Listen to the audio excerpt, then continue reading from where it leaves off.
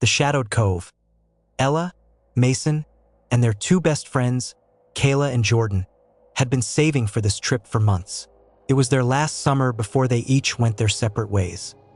New cities, new careers, maybe even marriage. They wanted one last adventure together. So when they found a cheap rental on an isolated beach in Maine, they jumped at the chance. The online listing described it as a hidden gem with a private cove and panoramic ocean views, and it looked even better in person. After a 5-hour drive, they arrived to find a house perched on a cliff, overlooking an endless expanse of dark, blue-green ocean. The waves crashed violently below, sending sprays of salty mist into the air. But something felt strange. Mason noticed it first. "Anyone else get a weird vibe here?" he asked, glancing at the dense forest surrounding the property. "Oh, come on," Ella laughed, nudging him. "It's just the isolation. We're used to the city. It's nice to get away from all the noise." Jordan grinned, slinging an arm around Mason. "Relax, Mann." "We're here to unwind. Nothing creepy about a little peace and quiet." Mason shrugged, but his unease didn't go away.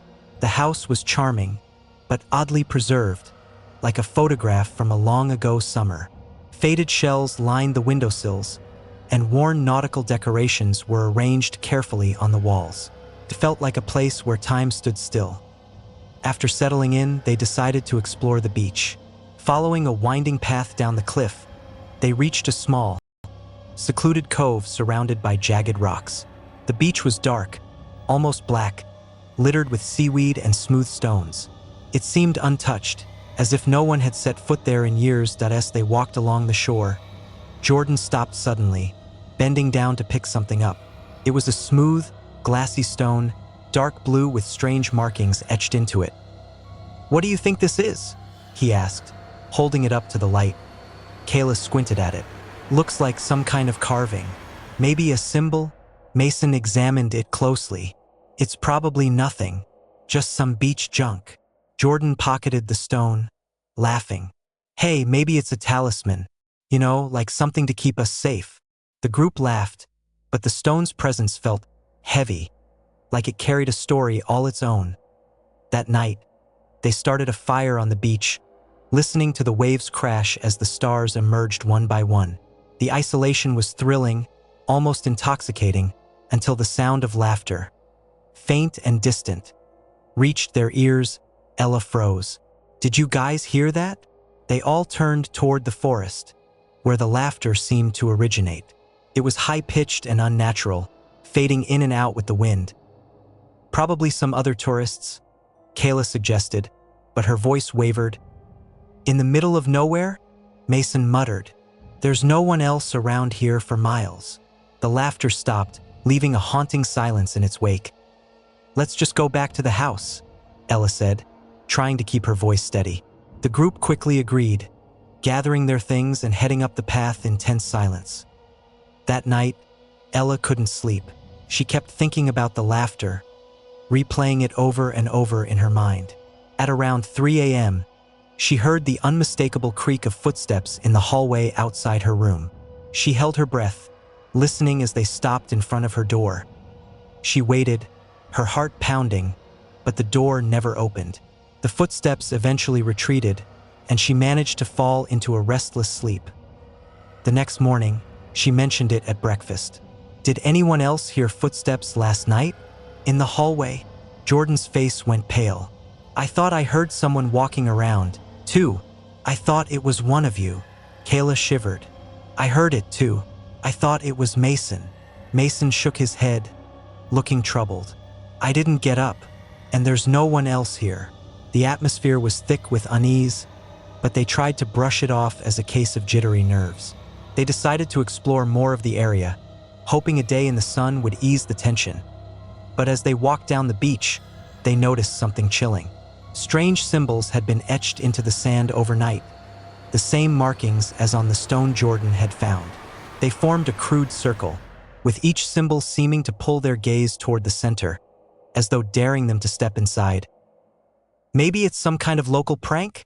Mason suggested, but he didn't sound convinced as they continued down the beach, They noticed a figure watching them from a distance. It was a man, tall and thin, with tattered clothes and skin that looked sickly and pale. He seemed to melt into the shadows, his eyes glinting with something dark. Ella waved nervously, but he didn't respond. He just stared, unblinking. "Come on, let's go back," she whispered, a cold knot of fear forming in her stomach as they turned away.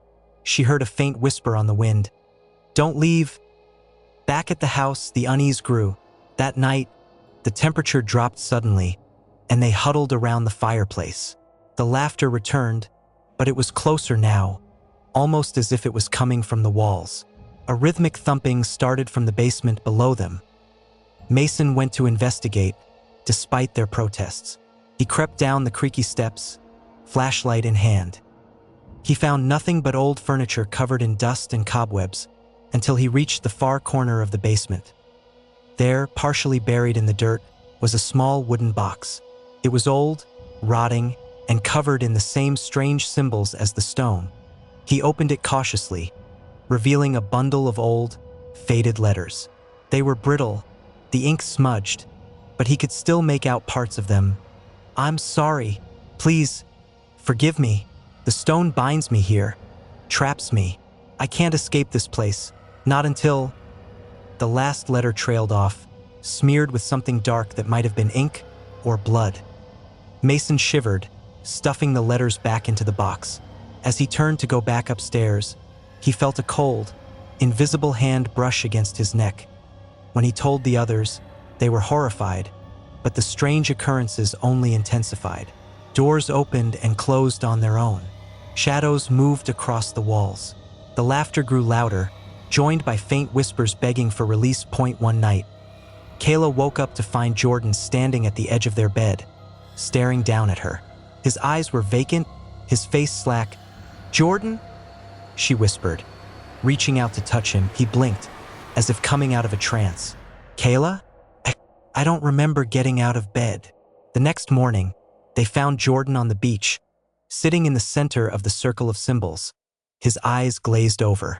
He held the stone tightly in his hand, murmuring something unintelligible. "Jordan!"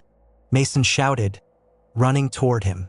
But as he reached the circle, an invisible force knocked him back, sending him sprawling in the sand. "What's wrong with him?" Ella cried, tears streaming down her face. Kayla reached out, trying to pull Jordan out of the circle. As her fingers brushed his, a vision flooded her mind. A girl, no older than 16, running down the beach, pursued by a shadowy figure.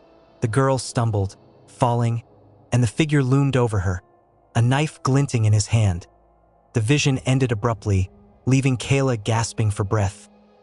"We have to destroy the stone," she whispered, trembling. "It's the key. Keeping something here, binding it." But as she reached for it, Jordan clutched it tighter, his eyes flashing with an unnatural light. "No, it's mine." His voice was different, distorted, like someone or something else was speaking through him. They struggled with Jordan, finally prying the stone from his hand. As soon as it left his grasp, he collapsed unconscious. Together, they carried him back to the house. Mason took the stone, wrapping it in cloth and locking it in the basement. But the voices grew louder, desperate, pleading, angry. The walls shook, and a bitter, rotting smell filled the air. "Please, just let us leave," Ella screamed, clutching her ears.